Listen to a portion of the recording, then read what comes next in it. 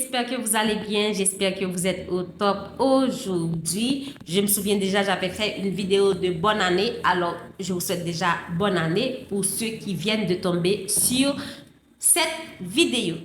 N'hésitez pas de partager nos vidéos à vos proches, à quelqu'un qui en a vraiment besoin. Alors, comme vous le voyez déjà dans la miniature de la vidéo, aujourd'hui, on va parler de la communication qui ne règle pas tout dans le couple.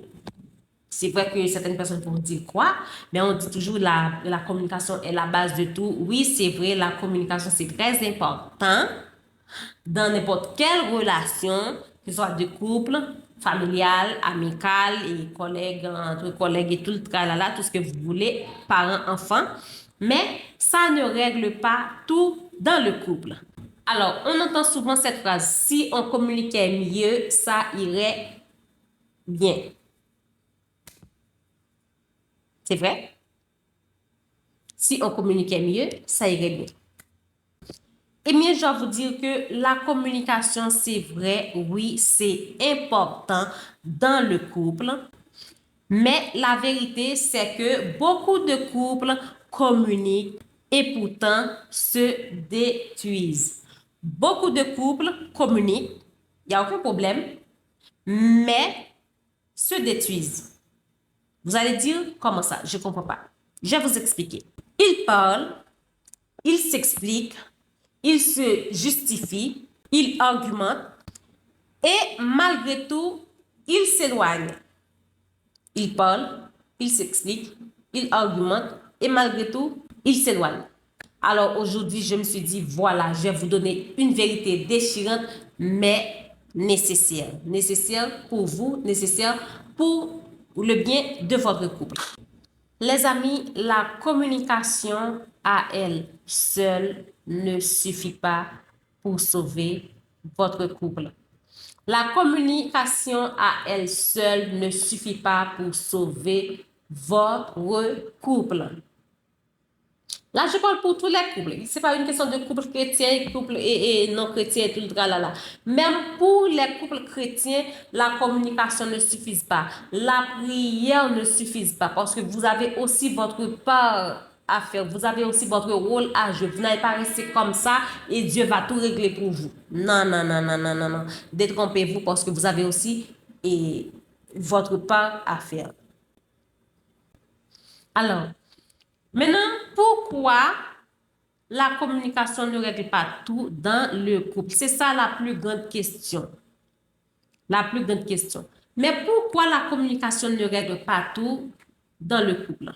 Eh bien, numéro 1, la communication sans sécurité émotionnelle ne sert à rien. S'il n'y a pas de sécurité émotionnelle dans le couple, la communication ne sert à rien. Je t'aime et tu es tout pour moi. Je veux que tu sois heureuse. Je veux que tu sois ci. Je veux que tu sois ça. On va et partir en vacances et tout le tralala. Toutes les promesses du monde, toutes les communication du monde ne peut pas sauver votre couple. La communication sans sécurité émotionnelle ne sert à rien. Là, je parle pour les femmes, pour vous, mesdames, mais aussi c'est valable aussi pour un homme. Si l'homme ne se sent pas en sécurité émotionnellement avec vous et lui dire des je t'aime et lui offrir votre corps et tout le tralala, ça sert à rien. Ça sert à rien. Lui offrir votre corps et passer des heures à communiquer sans lui manifester une certaine sécurité émotionnelle, ça sert à rien. Que ce soit pour la femme ou l'homme, la personne veut se sentir en sécurité émotionnellement avec vous. C'est très important. Il faut savoir que les chercheurs en psychologie relationnelle, notamment John Gottman, je vais vous mettre le lien dans la description afin que vous puissiez aller voir l'article. Ils nous ont montré une chose essentielle. Un couple ne peut pas bien communiquer s'il n'y a pas de sécurité émotionnelle. Un couple ne peut pas bien communiquer s'il n'y a pas de sécurité émotionnelle.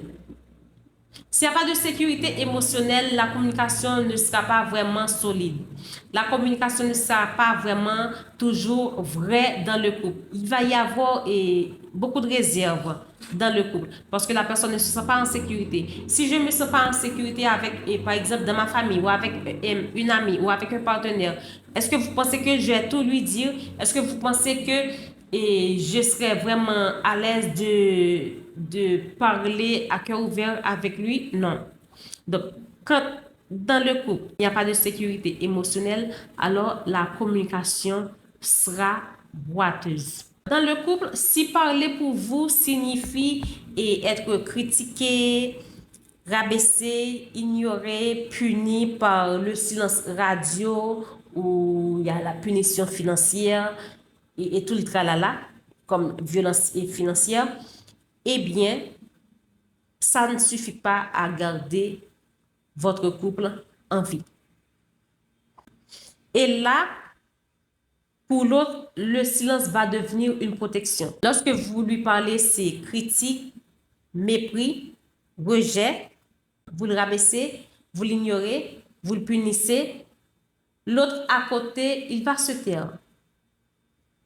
Il va se taire. Le silence pour lui deviendra sa protection. Donc, pour se protéger, il va se taire. Il va faire silence. Parce que s'il ouvre la bouche, donc vous allez lui dire qu'il est bon à rien. Vous allez le rabaisser, vous allez l'humilier, vous allez l'ignorer. Alors, il va faire silence. Il faut savoir que dans beaucoup de couples, le problème, ce n'est pas le manque de mots. Parce qu'on a tous des choses qui nous trottent dans la tête. On a envie de parler, on a envie de s'exprimer, on a envie de donner notre avis, de partager nos ressentis, tout le tralala. C'est pas ça le problème. C'est pas le manque de mots le problème. Le problème, c'est que la personne a peur de parler et parce qu'elle ne veut pas être attaquée. C'est ça le problème. Et là, le silence devient sa protection. Numéro 2, il faut savoir que la communication ne répare pas le manque de respect. Donc, c'est pas parce qu'on parle beaucoup, on est sur le lit, on parle, on est en voiture, on parle, on va à l'église, on parle, au téléphone, on parle, voice et tout le tralala, et que ça peut réparer le manque de respect de votre partenaire. Non. La communication ne peut pas réparer le manque de respect. C'est vrai que vous pouvez demander pardon, vous pouvez vous excuser, il n'y a aucun problème. Mais au fond, en profondeur, la communication ne peut pas réparer le manque de respect.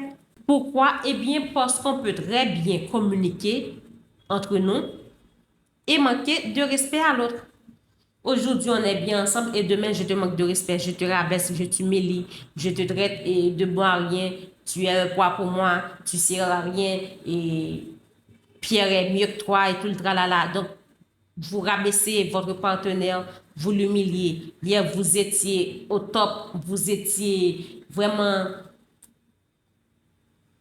contents tous les deux et aujourd'hui, c'est le galère. Non. Un couple comme ça, aujourd'hui, c'est rose, demain, c'est noir ou après-demain, c'est gris. Donc, il y a un problème. Je ne dis pas que dans la vie, parfois c'est rose, parfois c'est noir, parfois c'est gris. Il n'y a aucun problème.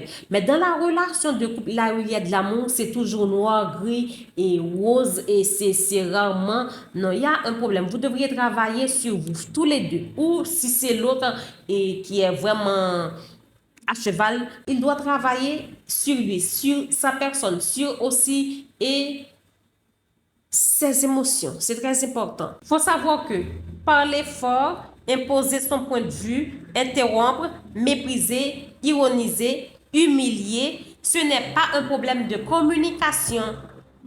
Parler fort, ironiser, mépriser, humilier, ce n'est pas un problème de communication. C'est plus que ça. C'est un problème d'attitude et de considération. Là, la personne a une mauvaise attitude envers vous et ne vous considère pas vraiment. Donc, si la personne vous considère, Il n'allait pas vous humilier, elle n'allait pas vous humilier, elle n'allait pas vous interrompre, elle n'allait pas vous ironiser, vous parler n'importe comment. Donc là, ce n'est pas un problème de communication, mais c'est de préférence un problème d'attitude et de considération. Il faut savoir que dans le couple, aucun dialogue ne fonctionne si l'un se sent supérieur à l'autre. Si vous vous sentez supérieur à votre partenaire, le dialogue ne va pas fonctionner. Si votre partenaire se sent supérieur à vous, le dialogue ne fonctionnera pas. Il y a un problème. Il faut savoir que le respect n'est pas un mot, mais de préférence une posture quotidienne. Je ne vais pas dire que je respecte mon mari, je respecte ma femme, je respecte un tel et tout le tralala. Non, ça ce sont des mots. Je respecte, je respecte, je respecte. À la place de ce mot, je respecte, je respecte, je respecte, c'est préférable d'adopter une posture quotidienne du respect. Donc, vous respectez votre partenaire tous les jours. Ne le dites pas, mais faites des actions dans votre parole, dans les gestes, parce qu'il y a certaines personnes qui osent élever la main comme ça, que ce soit l'homme ou la femme, c'est pas bien. Donc, au lieu de dire je respecte, je te respecte, au fond, c'est pas vrai. Quand vous êtes en colère, vous dites des tas de choses qui sont vraiment humiliantes. Faites des actions.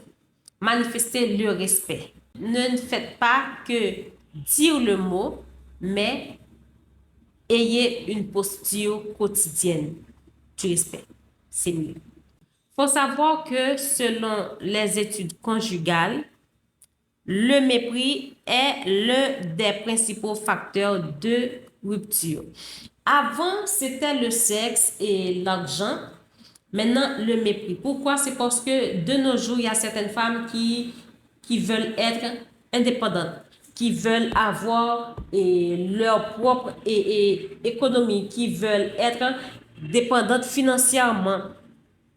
Donc, là, pour l'argent, c'est pas trop le problème, bien que ça existe et encore, mais c'est souvent fois le sexe et le manque de respect. Alors, la preuve, le mépris est l'un des principaux facteurs de rupture selon les études conjugales. Parce que avant, c'était le sexe et l'argent, maintenant, c'est le mépris, le non-respect. Parce que là, il y a beaucoup de femmes qui veulent être indépendantes financièrement. Donc, pour l'argent, je pense, je vais pas dire que le problème est résolu, mais c'est mieux qu'avant. Numéro 3, parler ne répare pas les blessures non guéries. Il faut savoir que dans le couple, beaucoup de blessures ne viennent pas du présent. Je crois que je le dis toujours dans mes vidéos, les causes profondes. Je parle toujours des causes profondes. Et ça peut arriver, une femme, par exemple, 2004, elle a subi quelque chose, un mépris ou une blessure quelconque. Elle ne l'a pas oublié. Vous allez voir, 2005, 2006, des années passent et cette blessure est encore là. Et un beau jour, il y a quelque chose qui se passe. Je dirais que une goutte d'eau qui a fait déborder le seau et tout le tralala. Vous allez voir, cette personne va vous dire des choses que vous aviez oubliées. Mais ça, c'est quoi ça? Ça a 10 ans de cela, ça a 15 ans de cela. Eh bien, ce sont des blessures non guéries. Des blessures non guéries. Donc, vous avez, par exemple, humilié votre partenaire, il a laissé couler, il n'a pas oublié. Mais une simple petite dispute a tout déclenché, a tout déterré. Donc ça, c'est ce qu'on appelle les causes profondes. Des choses qui n'étaient pas réglées, mais qui sont enfuies.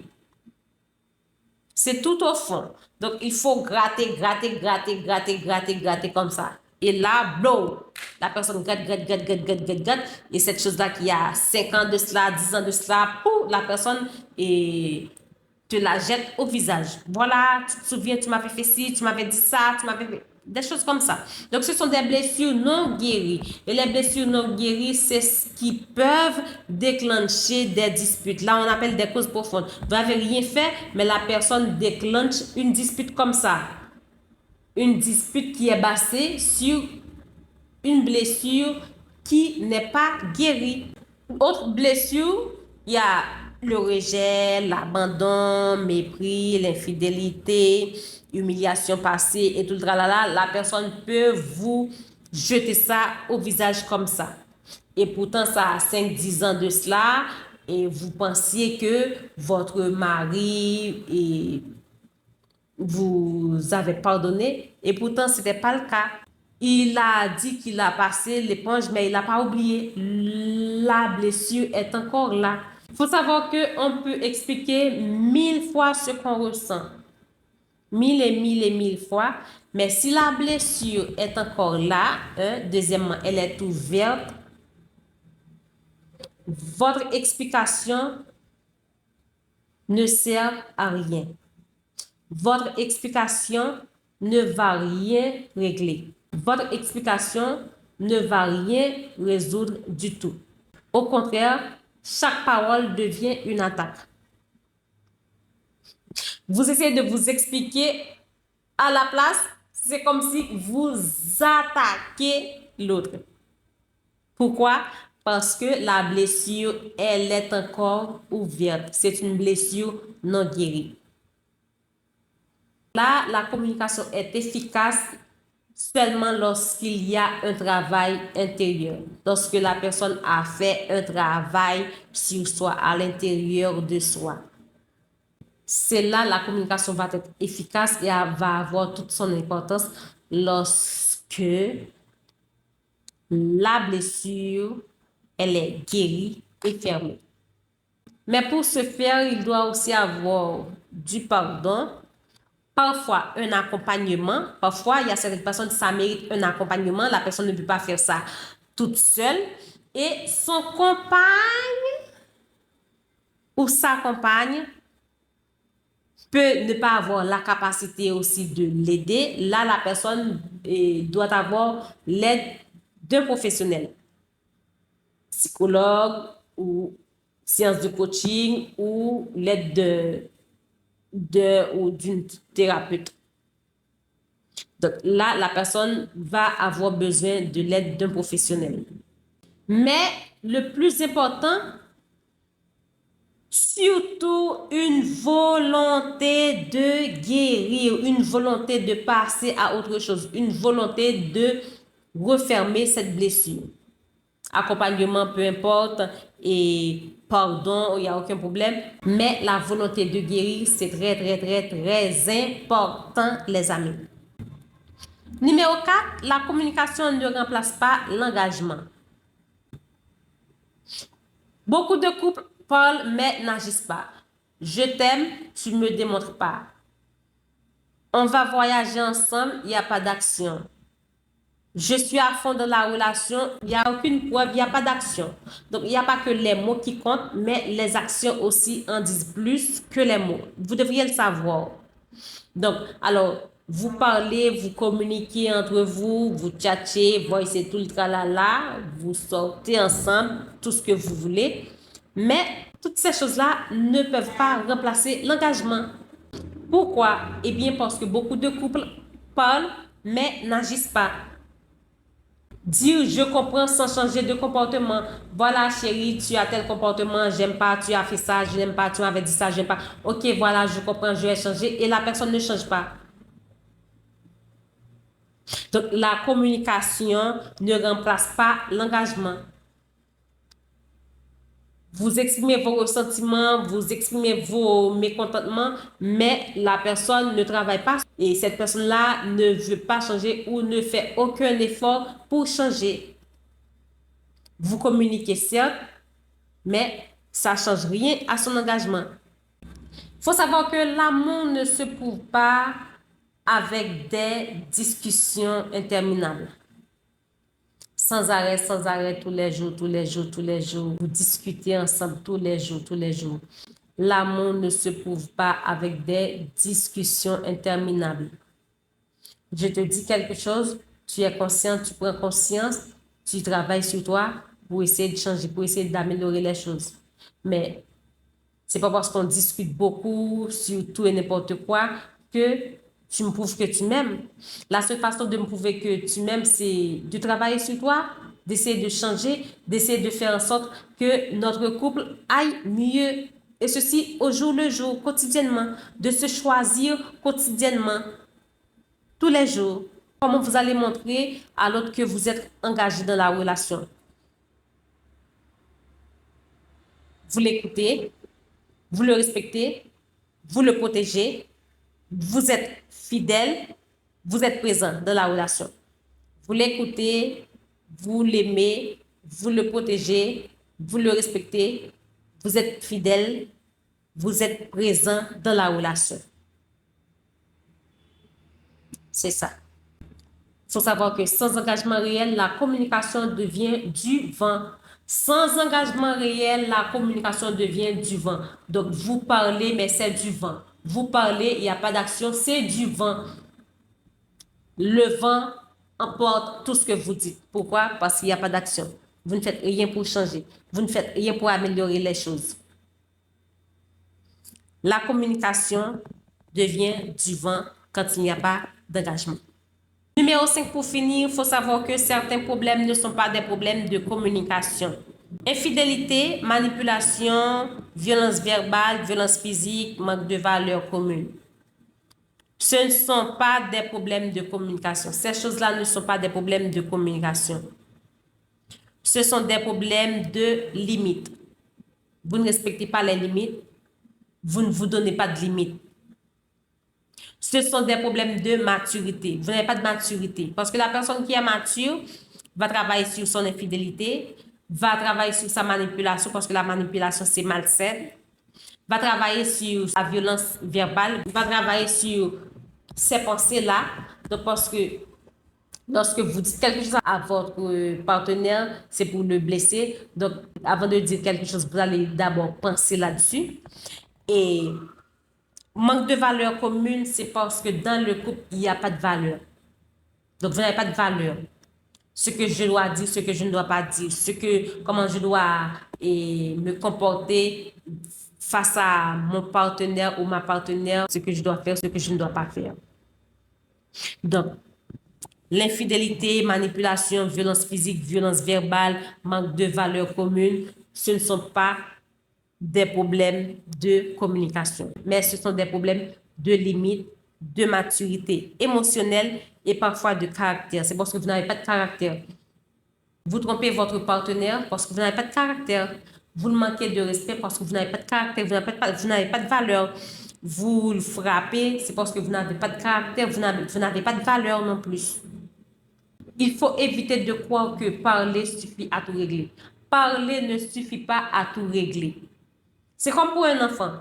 Tu dis, mon fils ne fait pas ci, ne fait toujours parler, mais arrivé à un moment, vous allez devoir faire quelque chose. Vous allez devoir le punir. Le punir pas pour l'humilier, mais le punir pour l'éduquer. Est-ce que vous comprenez? Donc, c'est de même pour le couple. Parler ne suffit pas à tout régler. Une personne qui croit que parler suffit à tout régler peut maintenir des personnes dans une relation toxique. Parler ne suffit pas à tout régler. Il faut faire des actions. Et ça, ce n'est ni sain ni normal. Une relation toxique, ce n'est ni sain ni normal. Une personne qui croit que parler suffit à tout régler dans un couple, ce n'est ni sain ni normal. Il faut travailler là-dessus. Alors, pour finir, je dois vous dire que oui, la communication est importante. Je ne dis pas le contraire. Regardez bien toute la vidéo. Essayez bien de comprendre point par point tout ce que je vous ai dit. Je ne dis pas le contraire. Je ne dis pas la communication n'est pas importante parce que je le dis toujours, la communication est importante dans le couple. Mais c'est pas suffisant. C'est très important, mais ça ne suffit pas pour maintenir votre relation à flot. Ça ne suffit pas. La communication est importante dans le couple, certes, mais elle est efficace lorsqu'elle se repose sur le respect, la sécurité émotionnelle, la responsabilité personnelle, l'engagement et l'amour en action. Donc, vous faites des actions, vous prouvez des choses. Alors, les amis, il faut savoir qu'un couple ne se change pas qu'avec des mots, mais avec des cœurs disposés à changer. Vous n'allez pas guérir ou changer votre couple avec des mots, des paroles, des dialogues, mais avec des cœurs disposés à changer. Vous prenez la décision intérieurement de changer. Pas changer que pour faire plaisir aux autres, pas changer que pour maintenir votre couple à flot, bien que c'est important, mais d'abord changer pour vous et changer pour l'autre. Et comme ça, vous allez garder votre couple à flot. Sachez que parler, c'est bien. Aimer correctement, c'est mieux. Parler, c'est bien. Aimer correctement, c'est mieux. J'espère que cette vidéo vous a plu. D'ici là, je vous dis à la prochaine pour une nouvelle vidéo. N'hésitez pas de nous poser vos questions en commentaire ou en DM. Je me ferai le plaisir de vous répondre dans SOS Échange Bien-être. SOS Échange Bien-être, c'est une émission qui est là pour répondre à vos questions, que ce soit sur le développement personnel, sur les enfants, sur les relations, tout ce que vous voulez, on est là pour vous répondre. Et après avoir répondu à votre question ou vos questions, soit vous allez trouver la réponse sur notre chaîne YouTube ou vous allez trouver le lien directement. Par exemple, si vous me posez la question sur Instagram, je vous mettrai le lien de votre réponse sur Instagram. Comme ça, et vous allez avoir droit à la réponse de votre question. Et qui sera aussi avantageuse pour les autres parce que certaines personnes peuvent poser une question qui est valable pour 10, 20 personnes qui avaient envie de poser cette question. Et ces 10, 20 personnes-là peuvent aussi trouver la réponse. D'ici là, je vous dis à la prochaine encore une fois. Bye bye.